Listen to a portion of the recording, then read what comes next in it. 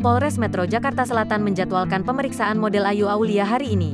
Ayu Aulia diperiksa atas laporan kasus dugaan rekayasa percobaan bunuh diri yang viral di media sosial. Tak hanya itu, ia juga diperiksa terkait dugaan penganiayaan dan pencemaran nama baik yang dilaporkan rekannya Ade Ratnasari.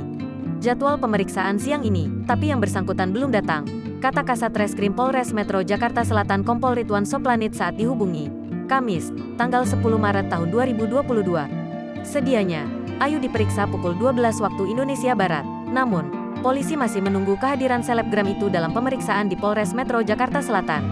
Sementara itu, Ridwan juga telah menjadwalkan pemeriksaan kepada teman Ayu Aulia yang menjadi pelapor yakni Ade Ratnasari.